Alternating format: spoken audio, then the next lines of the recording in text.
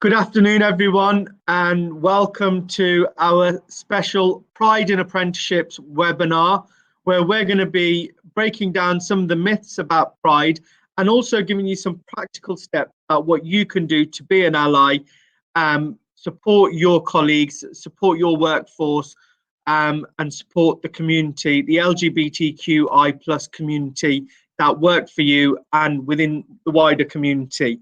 I'd like to thank our speakers today. So today we've got Saima, who's Managing Director of Botel Birmingham and was also the first South Asian woman to lead a Pride event in the UK. So thank you so much, Saima. Give us a wave. Thank you for joining us.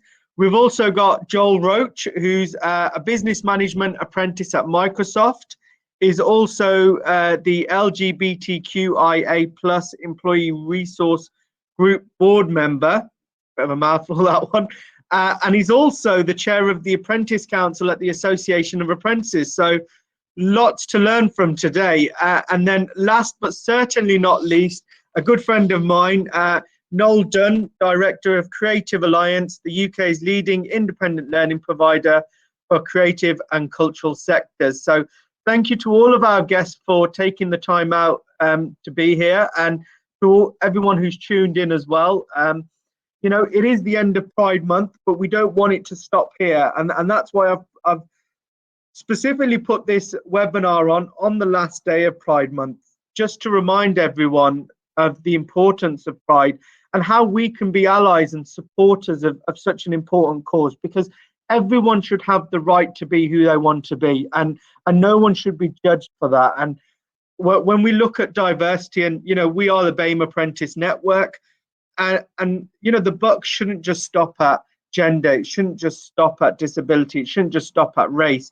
You know, diversity should be about everything, and everything that's included in those protected characteristics. So, you know, for me, it's really important that we talk about this topic. It is a massive taboo within the BAME community, and I'm so proud that this year we've been able to highlight some of the issues through, you know, the Pride in Apprenticeships campaign. So without further ado, I'm going to head over to our first speaker of the day, and that's Saima. Thank you so much, Saima.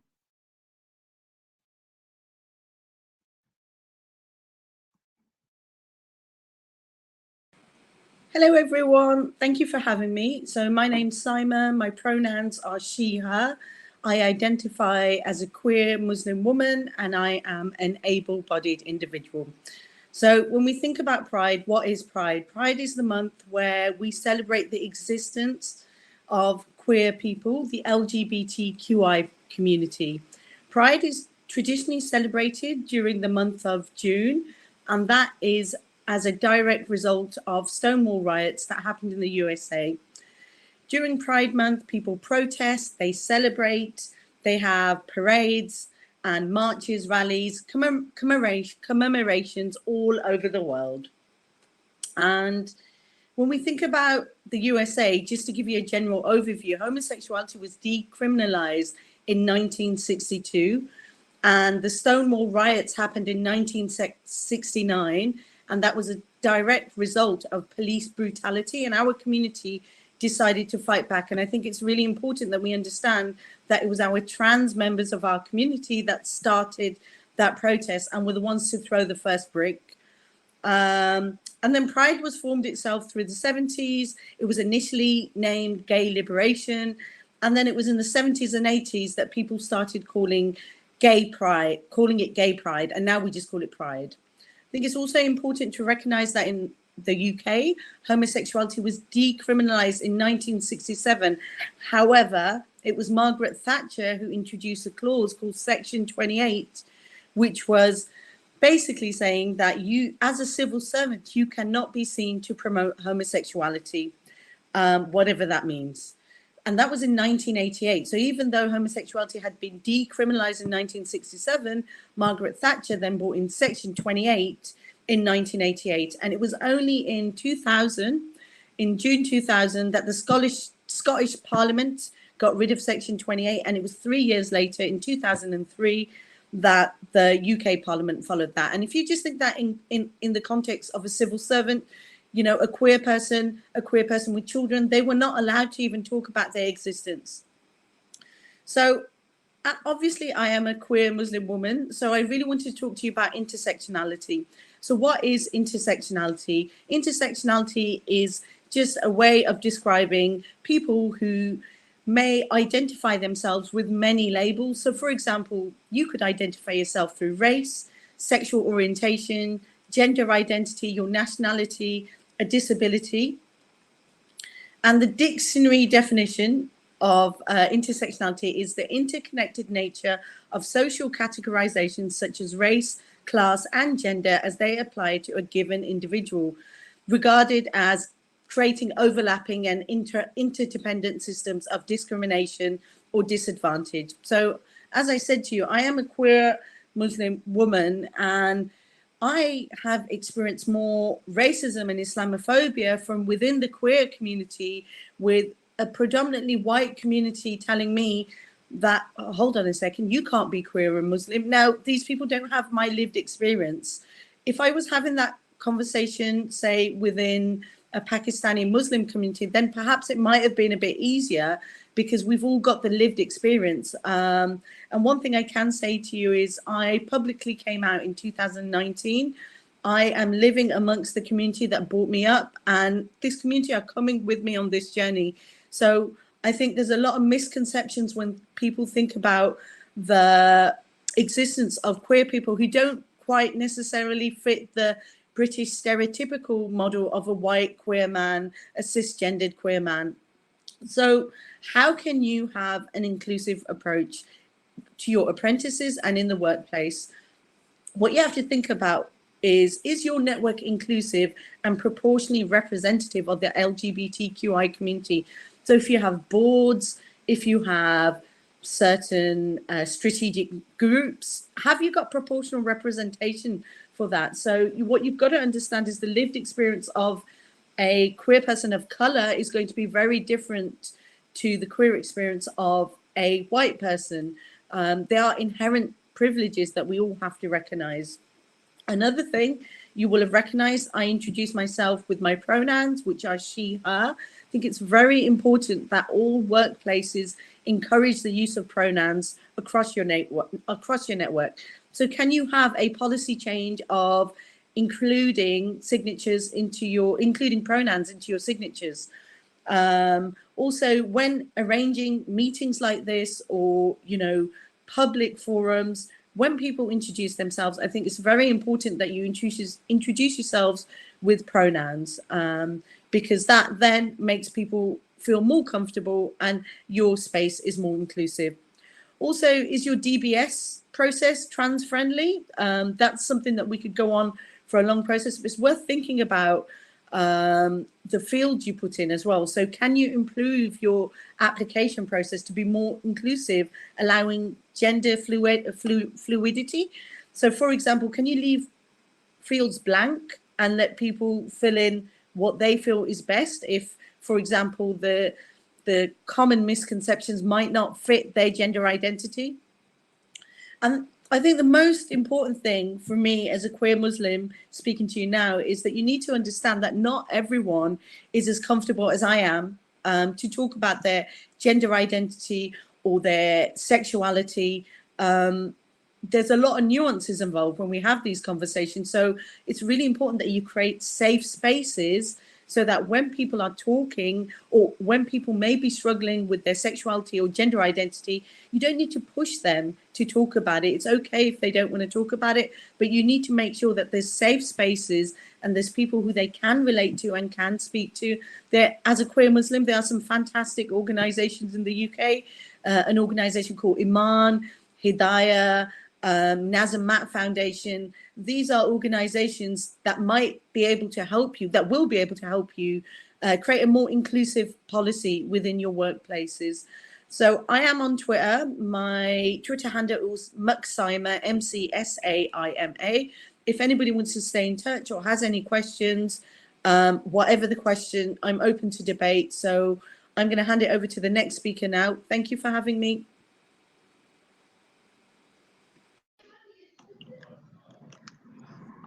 Thank you so much, Saima. It was really informative, and I'm gonna come back to you towards the end of the webinar and sort of dig a bit deeper onto this topic of intersectionality. And you know, as I said, we interviewed Miss Anonymous, who was uh, identified as a gay Asian lady, and was a lot of the things she mentioned. And this is something we're going to put in our post event. And I encourage everyone to sort of watch that interview that I did with her. And a lot of the things she talked about was the stigma that she didn't get from within her own community, but from the LGBTQI plus community. And I think we need to understand that and see how do we actually become allies within our own communities, as opposed to, firefighting to this intersectionality. And we've seen it actually with the whole argument about whether, BAME is the right term to call people from the same communities. Do we, as an Asian man, do I have the same lived experience as a black man? Probably not. But actually, coming under one banner allows us to sort of support each other and become allies. And what's your views on that? Yeah, I think it's really key that when we think about oppression, so as a brown woman, I can't change the color of my skin. So when I walk into a room, people, okay, I'm very privileged to not look stereotypically queer, for example. So I might not necessarily receive the homophobia that the majority of my community face because of the way I look. But I will certainly, most certainly, experience racism as a brown woman. And then that brings with it the stereotypes. So I think when we talk about oppressions, we need to understand there's no oppression bingo. So just as black and brown people, just as we fight for racism, as a Muslim woman, just as I fight for Islamophobia, we have to also acknowledge that the fight for equality across queer people and people with different gender identities is just as important. We're not going to be picking and choosing and say, okay, well, yeah, I'm going to defend that bit because, yeah, that I'm black or I'm brown and that counts to me. You need to think about people like me. Where do we go? And that's where intersection comes in. We're stuck in the middle. We can't stand in a no man's land. We are part of all these communities.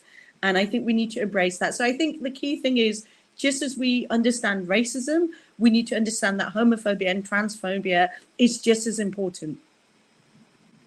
Brilliant, thank you. And if anyone's got any questions for Saima, please do put them in the chat, or do put them in the ask a question, and we'll come back to any questions at the end of the session. Now, thank you so much, Saima. I'm going to head over to Joel now. Joel, thank you for joining us. Hey, thanks for having me. So I'm Joel Roach. My pronouns are he, him, and I'm doing a Chartered Manager degree apprenticeship at Microsoft. I'm an able-bodied cis white man, and I also chair the council at the Association of Apprentices. So one experience that everyone in the LGBTQI+ community can share is having to live with the knowledge that there are large groups of people around the world who would prefer it if we weren't around. Now, the pandemic and the lockdowns that came with it have changed the way all of us see and interact with the world. When we go out in public, we do it with caution. We've had to question whether it's safe to be in the same room as our relatives, and we're having to view different countries as red, amber, or green, depending on whether it's safe for us to go there. Now, this experience might give people some idea of how it is to be LGBTQIA+. When we go out in public, we have to be alert. We don't know who might take issue with us if they see us with our partner. And when we come out, we wonder if our family will accept us. And when we travel, there are 72 countries where it's illegal to be who we are. So as far as we've come in recent decades, we are still far from reaching true inclusion. In the past year, we've seen some really terrifying attacks on LGBTQIA+ equality around the world. So in the US, there's been hundreds of pieces of legislation that have been put forward to discriminate against trans people, including children, to stop them taking part in sport, which can be an absolute lifeline to so many kids. In Poland, we've seen the introduction of LGBT-free zones in nearly 100 towns and regions, making up around a third of the country. In the past few weeks, the Hungarian parliament voted to ban LGBTQIA+ content from schools and TV shows targeted at under 18s.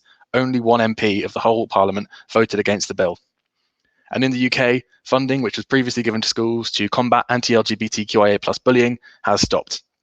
The charity Stonewall has been the target of a smear campaign by transphobic groups seeking to turn the gay and bi communities against trans people to undermine efforts to promote inclusion. So these are just some of the things the community's been living with over the past year, and it's why it's more important than ever for individuals and organisations to actively work to protect and support LGBTQIA+ people. It can be all too easy to assume that progress is inevitable, that equality naturally moves forwards, that things will always get better. But without putting in the work and without fighting for inclusion, things start moving backwards far too quickly.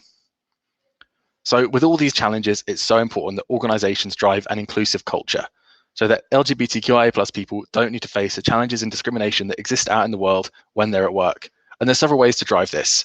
So first of all, every employee needs to engage with the cause. Queer inclusion can't be the sole responsibility of the community. It needs to be everyone's job to be an ally to everyone. This needs to start with leadership setting the example by supporting LGBTQIA+ initiatives.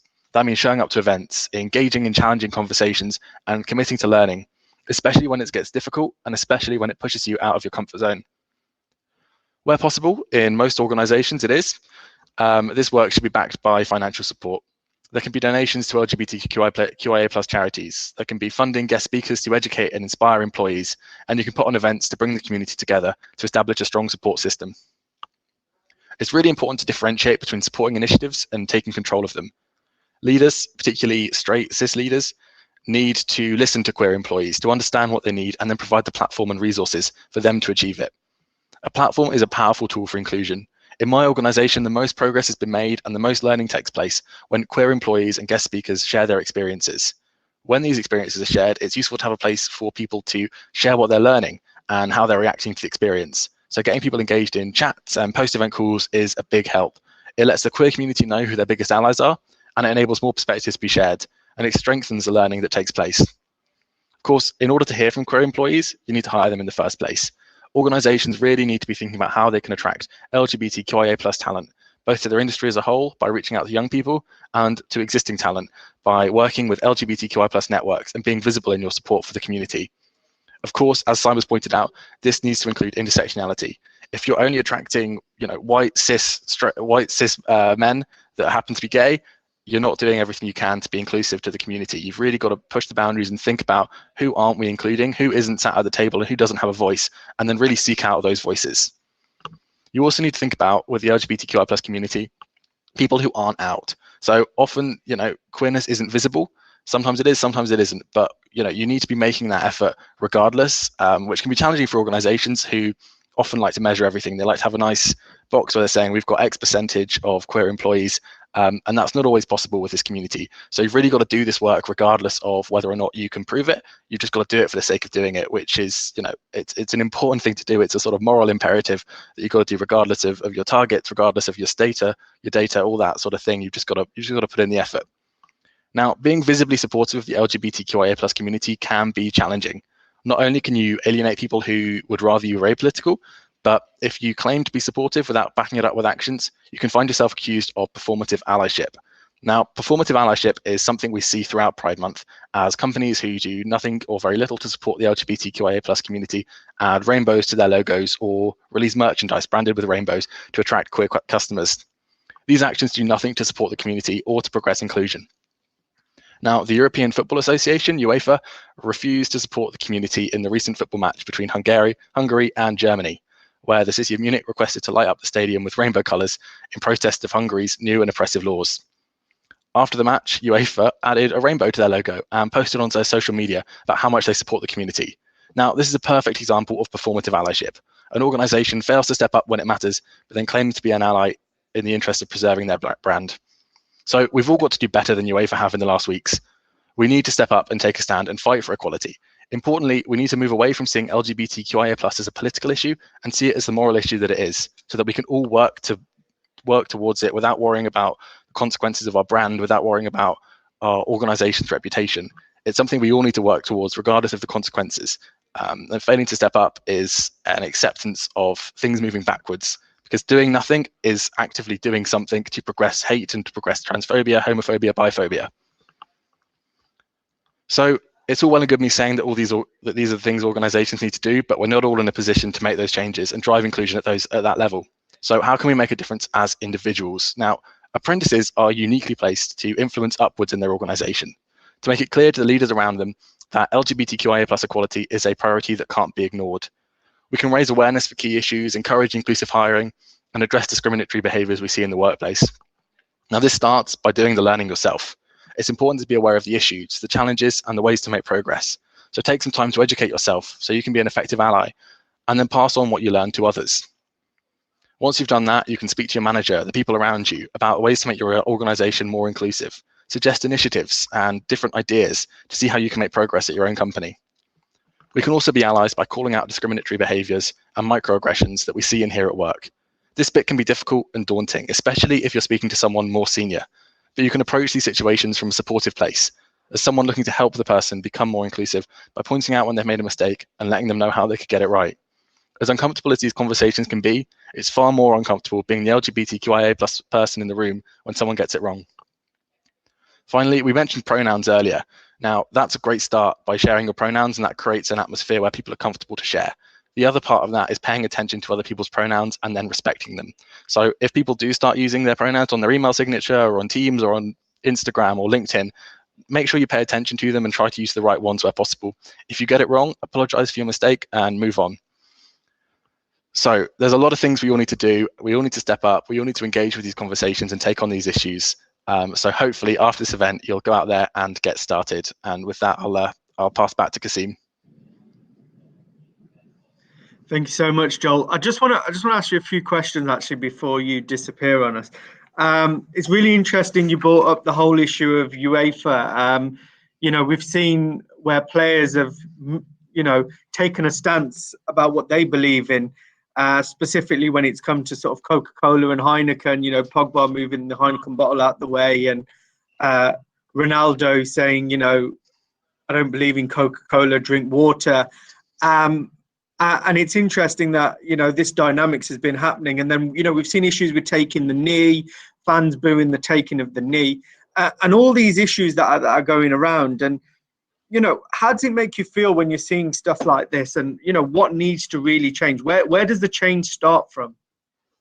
I mean, it's got to, for me, it's got to start from, well, it's already starting from the individuals in the organization, but the real next step is for leaders to really step up and embrace it and do it, not because it aligns to their strategic objectives to make more money, but because it's the right thing to do. If the leaders in your organization can step up and say, okay, this is something we're going to commit to, we're going to work with, governments and different organizations, we're going to use our legal resources, our financial resources, our platform, our voice to make a difference, then you can really, you can have a lot of impact if you really put in that effort. And it's interesting because one of the points you make is using money, funding.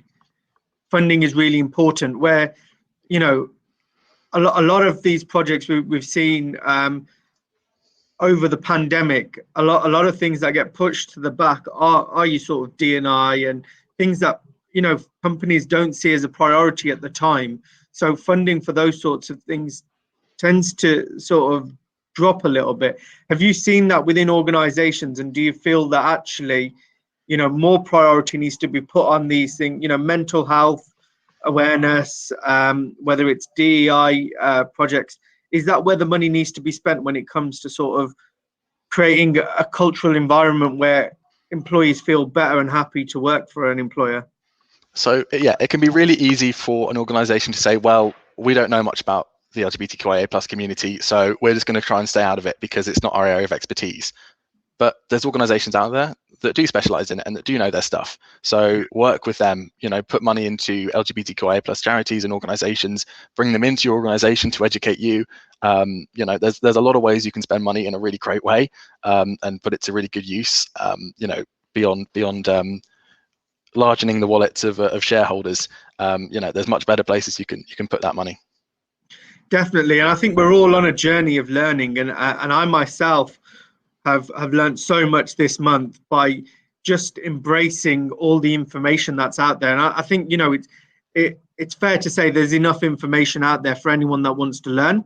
That we can't use that excuse that we don't understand. But one of the things you mentioned was pronouns, and I just hoping for some people who are watching today who probably don't quite understand, because I remember sort of seeing pronouns and not really understanding why they were being used.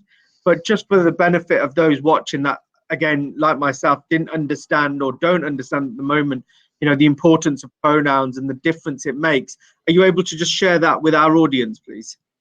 Yeah, so pronouns relate to your gender identity, so what gender you are, which differs from your biological sex, which is assigned at birth based on physical characteristics. So a gender identity may be fluid, it may be non-binary, it may change on day to day depending on what and how you identify, or it may be different to your biological characteristics in a very sort of straightforward way. If you're trans, then you are of a different gender identity to the biological sex you were assigned at birth. So pronouns just enable you to share how you prefer to be identified, because it can be quite difficult for someone to be misidentified and to be called something that they're not, especially if it happens on a regular basis, and it can build up and it can become quite challenging. So respecting people's pronouns is a really good way to be an ally and to make sure that people are feeling respected and valued as who they are. I think there was a statistic out there where people whose pronouns were respected had something like a half the suicide rate or the chance of suicide attempts. So it really is important. Respecting pronouns is suicide prevention. It's pretty much as simple as that. And specifically, when we look at the figures of mental health and those from the LGBTQIA plus community, it is quite high because they don't have people to turn to. As Simon talked about, especially if you're from an ethnic background and you're a part of this community, but you don't fit in your own community, you're not fitting in this new community. Where do you go to? And I think one of the interesting things from the anonymous person we interviewed about this, she actually said her workplace was the place she felt most comfortable about who she was, because she was just able to be herself at work. And I think that was quite powerful and encouraging. And it'd be interesting to hear your thoughts about how you find your workplace, because that's where you spend a lot of your time. I mean, you spend 40 hours a week at work, so ultimately you've got to feel comfortable there about who you are and who where you want to be. So what are your thoughts on that? And does this tie in quite heavily with mental health? We keep talking pandemic, mental health pandemic, the next big thing to come after coronavirus. Is it that we need to really take this issue seriously in the workplace, because it will have a knock-on effect with mental health?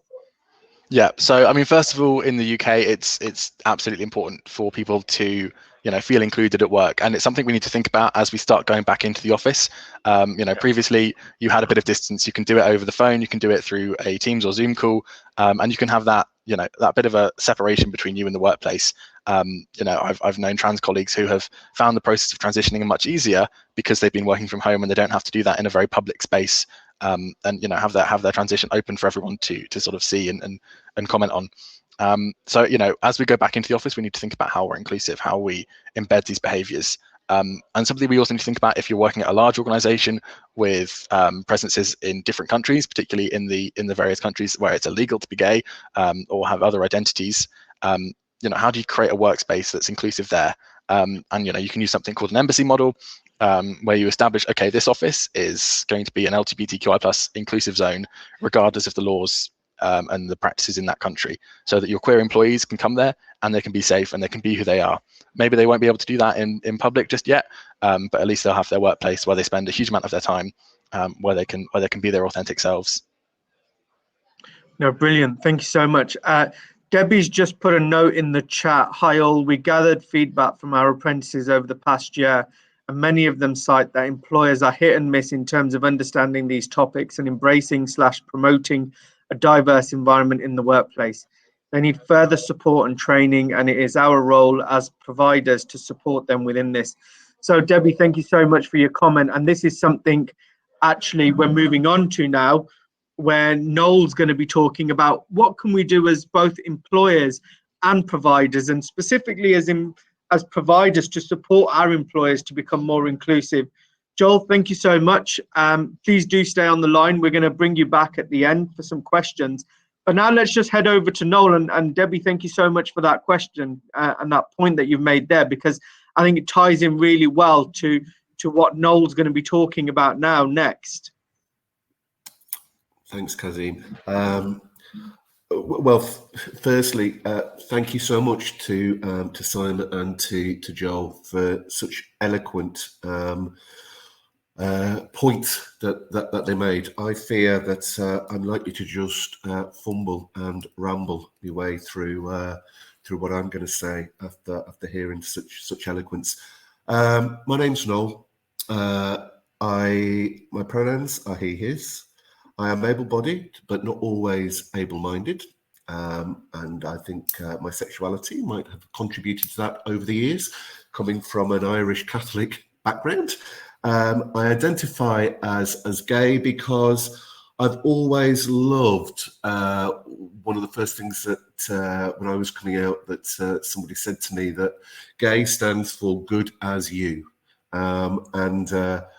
I am also of an age where I started my teaching career in the year that Section 28 was implemented as law. And it was targeted specifically at teachers. There were very, very few prosecutions made under Section 28, but that was never the intention. The intention was to generate fear and to stop people promoting or even discussing anything to do with LGBTQ plus identity, diversity, and it worked because, my God, we did in an education context, but of course it didn't, because for the first time in this country, it actually really mobilized the community in a way that nothing had done before in terms of addressing the institutionalized, government-sanctioned discrimination towards all the members of our diverse community. And that, of course, led to huge changes, ultimately, being made in the late 90s and 2000s towards a much more equal footing under law, sanctioned under law.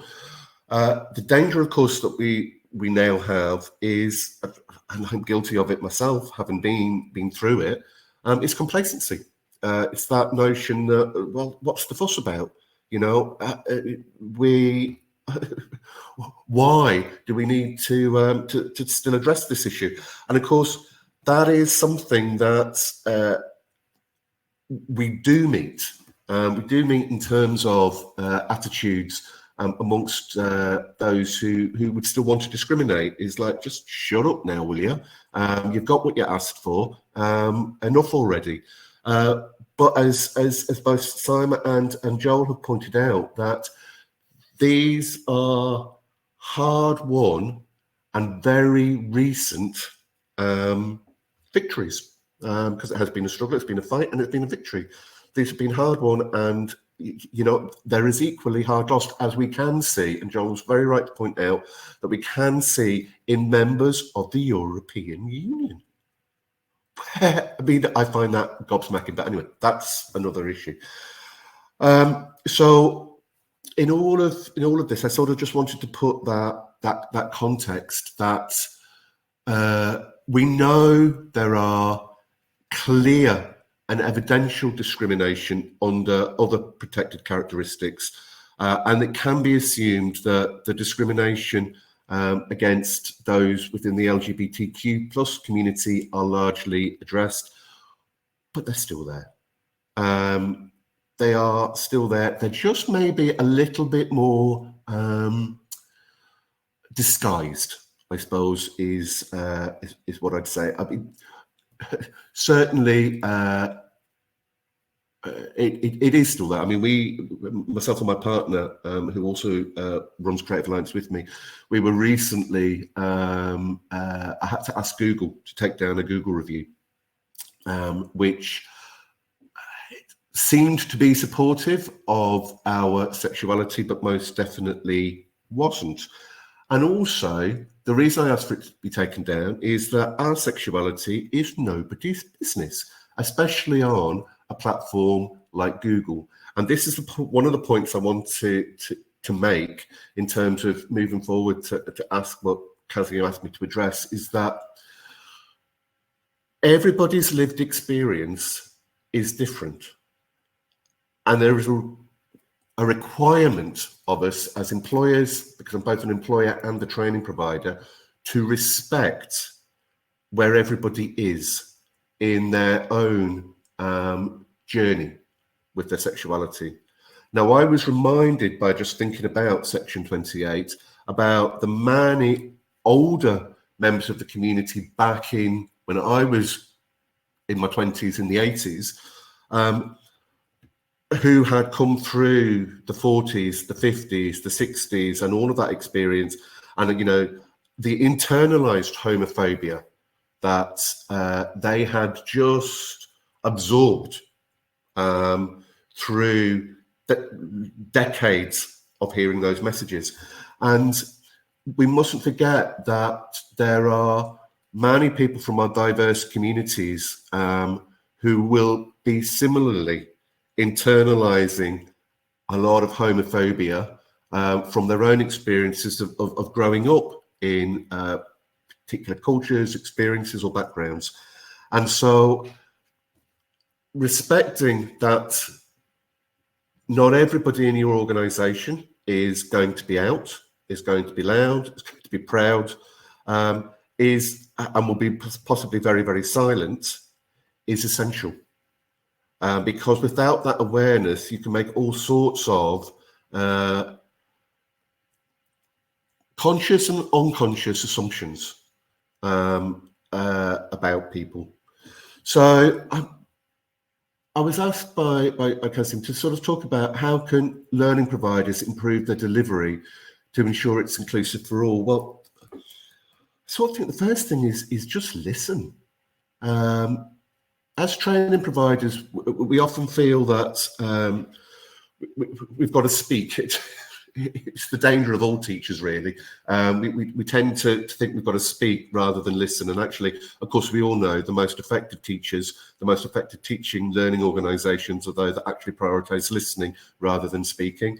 And Debbie hit it on the head by actually, I love that, by saying she's actually gone out and got feedback from people, listened to people, listen to people's real experiences, and start from that point.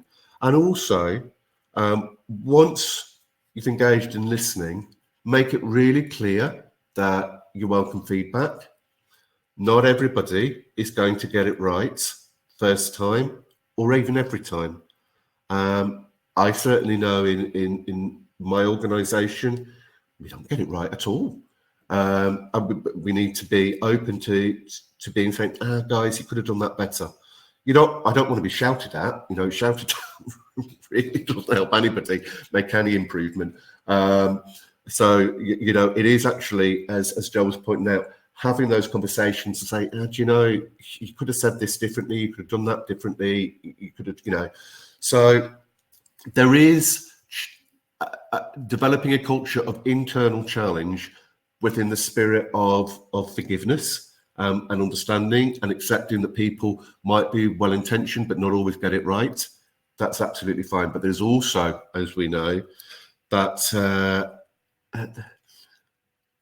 there are those people for whom they need to be directly challenged.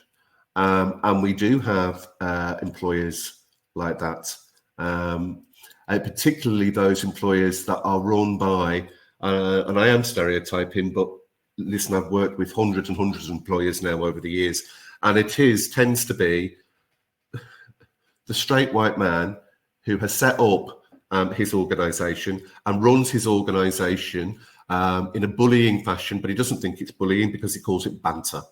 And those are the conversations that I, as the leader of a training provider, have to have and do have. And all training providers and all leaders of training providers, where an apprentice, a team member, your own team member, or sometimes I've even had one employee of an employer say, "This is the culture." You know, we still get that dreadful phrase that's so gay being used in a pejorative term. I thought that was history. I haven't heard it for a long time, but no, in some employers it's used like that, and you just have to say no. There's a bottom line beyond which you do not cross. because you are not creating a safe space, as both Seema and Joel talked about. There is a duty of care that we have as employers to all employees, including apprentices, to create a safe space in which to work. So understanding as a learning provider that you can call these people out, and it needs to be done. So in terms of what we can do, sorry, I said I'd be rambling. I have made some notes. Listen, welcome feedback. Signal through your brands, through your marketing, through your messaging, that you are welcome to all, but accept the feedback that sometimes people may not feel, even though you might intend to feel that you're open and welcome to all, that it isn't quite working. Fine, listen, learn, and what we have to do. Set expectations of all your staff and learners, that the organisation they are joining respects and welcomes difference. Make that very clear in contracts of employment, in learner agreements, in those first days of training, and make it clear that actually, if a learner has any concerns, they know that they can come to you as a training provider, and they will be listened to, supported, and any issues they addressed. Challenge conscious and unconscious discrimination, both of yourself, of your organisation, and of the environment in which you're in. It's really about developing that awareness. It is a constantly shifting, changing dynamic, and we mustn't get complacent. And something that I've already recognised from listening to Simon and Joel is maybe I have got a little bit complacent. As both Simon and Joel pointed out, there are lots of organisations that can provide staff training to challenge your own assumptions. Ensure that your internal communications are good. We haven't always got this right, but we have a number of learners who are transgendered, who their names on their forms, because they have to, unfortunately, at the moment, use the legal names until they've gone through the process. But respect that, understand that. Say, actually, so and so is down on the. This is a bit of jargon. The individual learning record as, but they are now identified as. Their pronouns are. Can you please make sure that in communicating with them or any reference to them that you respect that? So, we need to get our own internal communication systems sorted. But also, as was pointed out, challenge discrimination within your own members of the team or your own learners who identify as LGBTQIA. That doesn't mean because they come from a protected minority themselves that they're sussed out about the other protected minorities. As Simon's pointed out, we meet all sorts of prejudices from all sorts of expected and unexpected places. So again, it's not about making those assumptions. In terms of influencing employers, it is about creating positive case studies. It is about it's talking to them about the value, the business value. Quite honestly, these are business leaders, but the business value that openly signalling that you embrace difference, you embrace diversity, is a value. You embrace having different perspectives, different points of view, and that you are emotionally intelligent enough as a business leader to manage those different points of view and welcome them being brought into the company. They also need to have a very clear, sorry, I'm now getting loads of stuff coming up on my screen.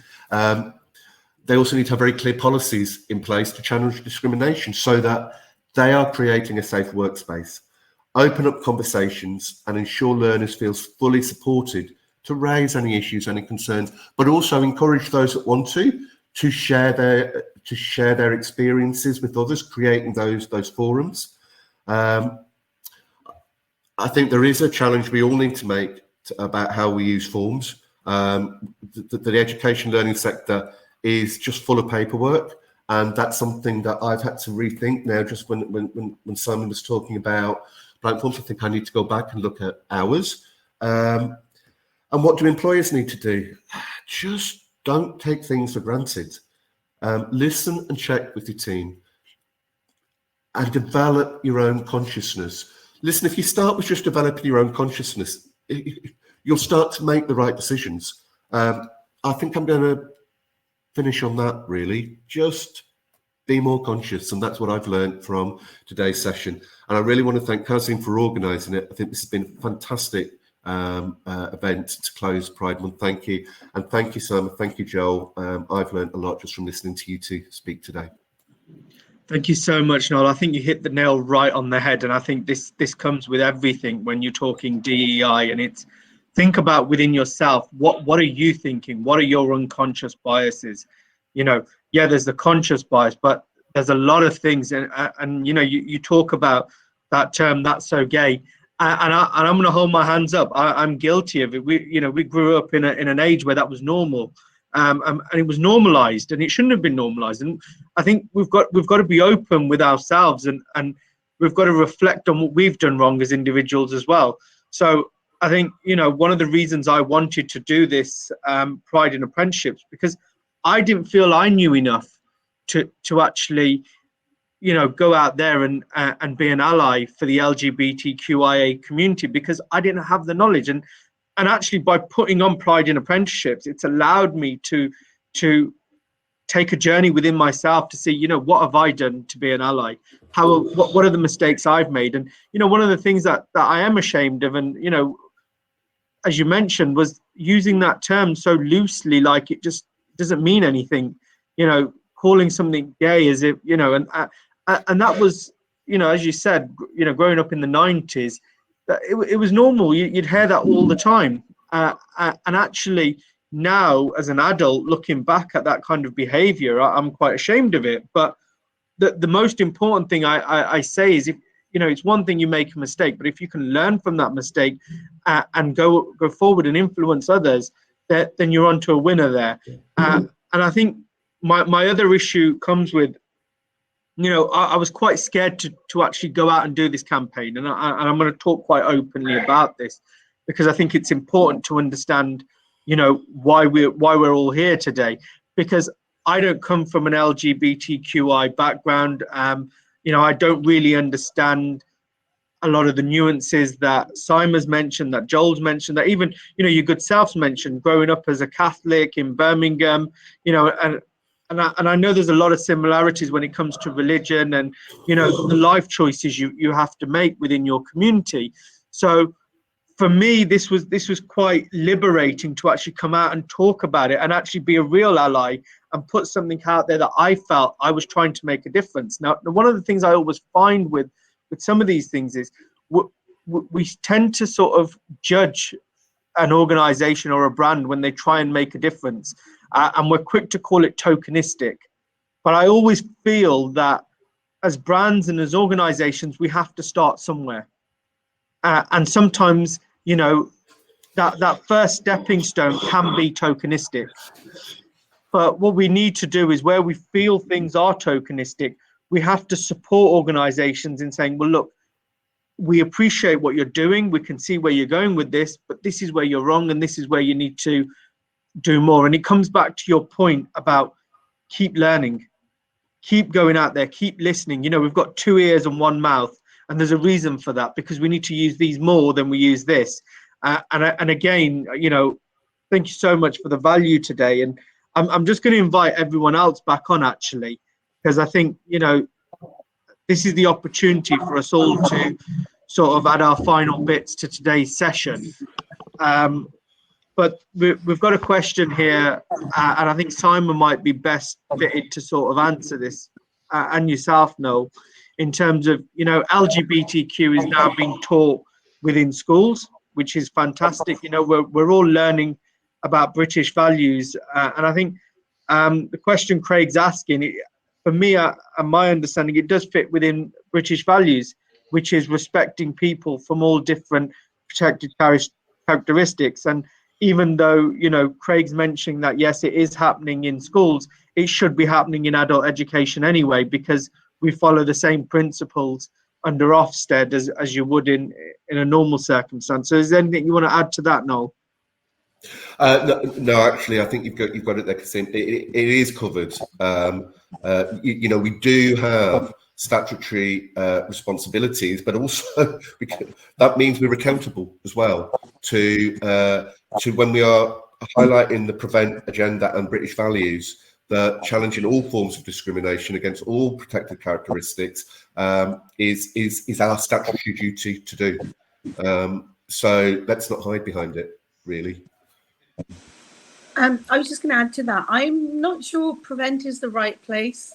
We have an Equalities Act, you know, and I think we need equality strategies. When it comes to prevent, Kasim, you might be able to understand, prevent itself was very problematic towards our Muslim community, you know, kind of having a blanket term of kind of call it a very Islamophobic term, right? Where all our communities were deemed to be terrorist or potentially terrorist. So I understand prevent is going through it has got a second phase now where they include the far right. But I think equality, you know, we have an Equalities Act that was created in 2010. And I think it's an equality strategy that we need to have. And I think prevent is a separate issue.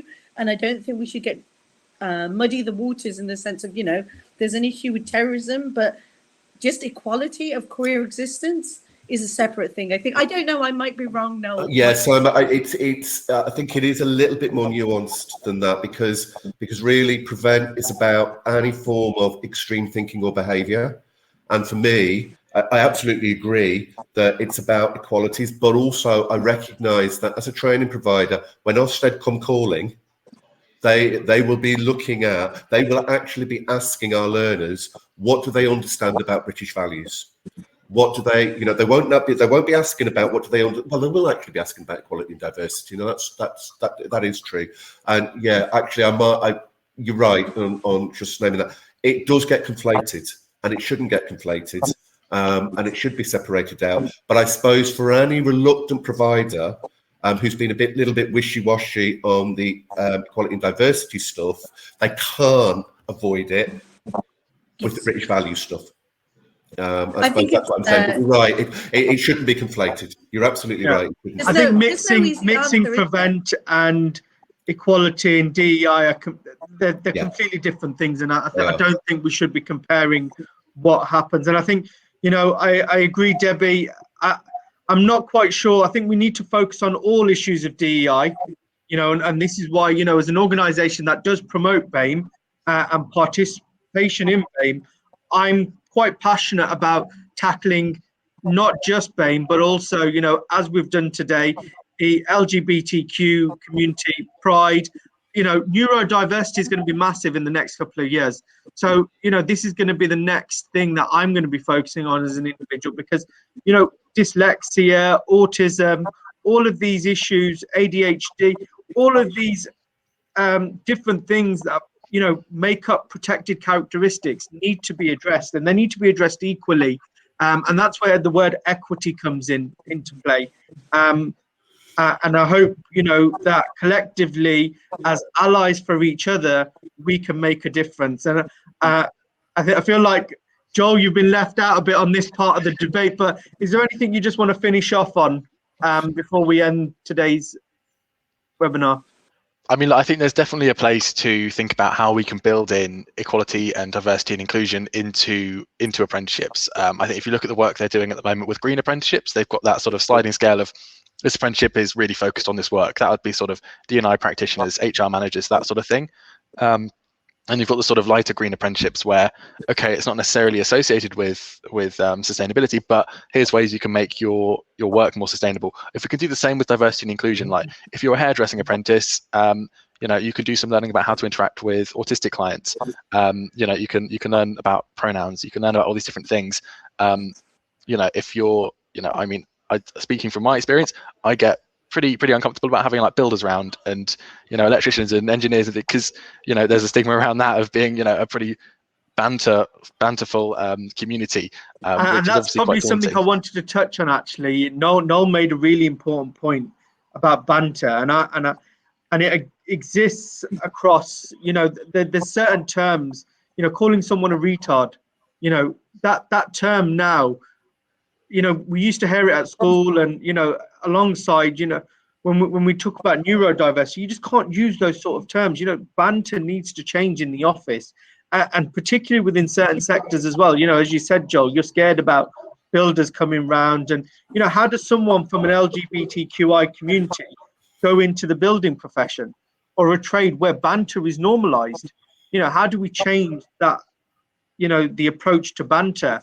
And I think that comes down to HR, and it comes down to culture, and it comes down to Noel's point about, you know, you need, as employers, as learning providers, you need to set those barriers in place. And it's interesting, I was listening to a webinar from a really successful businessman, Mr. Aurora, owns a hotel chain. And one of the things he talks about is when he used to be a football referee. And the first thing he had to do was actually set the record straight before the game even started. You know, you've got 11 players on both sides. I want to finish this game with 11 players on both sides, but these are the rules that you need to follow. And it's not a, and this is what we need to do as employers. We need to make sure that we lay down the law from day dot, and we tell people what we expect from them, and we make sure that there's no maneuverability in that. You know, we don't dismiss discrimination as banter and say, oh, you know, he didn't mean it like that, it's been taken out of context. No, you know, that banter bus needs to stop, and it needs to stop now. And I think, you know, it's down to organizations to set the standards of what equality and diversity mean in their organization, and that culture standard needs to be set. So I'm going to let everyone finish with one final point before I go on to another tangent, but thank you all. So Joel, do you want to finish with one last point? Yeah, I mean, first of all, on the banter thing, it's so often one of the most frustrating things I find is when people will say something discriminatory and then they sort of pair it with, "Oh, I'm not allowed to say that anymore, ha ha ha ha," and it's just like, no, you're not, and you know you're not. So, you know, you're not making the situation better by proving that you know that it's not right to say it. And I quite obviously that from senior leaders who are part of these conversations about D&I, who know what the right things to say and do, but they don't follow through on it. But yeah, look, final point from me really is just, look, be aware, be active. You know, it's not enough to be passive in this situation. If you're an organization, if you're an employer, if you're a manager, if you're an apprentice, in whatever circumstance you're in, if you're not working towards equality across all the different characteristics, then, you know, you're not doing enough. It is part of your job as an employee, as a human being, to be working towards these goals of inclusion. Thank you so much, Joel. I can't believe you're an apprentice. You are truly amazing. Been blown away with your presentation today. Saima, anything from your good self? Yeah, just to say that, you know, you've already taken a positive action by coming to this talk. So, you know, there's no easy answer. None of us can control where we come from. And I think one of the key things to recognize is that we're all privileged in some way or another. There's always someone worse off. But by recognizing your privilege is how you can make the world better. So I'm very privileged as a queer Muslim woman to be in this debate, having this conversation. So I think the fact that we're having this debate is really great. But just remember that everyone's different and there's always a nuance. You know, there's nuances to every debate. So you might not always have the right answer, but the fact that you're engaging is key. And like Noel said, the key thing is listen. You might not get it right every time, but by listening and working with people, you will get it right. So I think it's really fantastic that we've even had this debate. I think it's really powerful. So thank you for having me. Brilliant. And last but certainly not least, Noel, your good self. No, because listen, I can't say anything more eloquent than what Simon and Joel have just said. So I'm just going to finish with a thank you. Thank you for the contributions from Simon and Joel. Cousin, thank you for organising this, and thank you for the people who've been on the conversation. Just an excellent hour. Really appreciate it. Thank you. Brilliant. Thank you so much, everyone. Take care. Bye.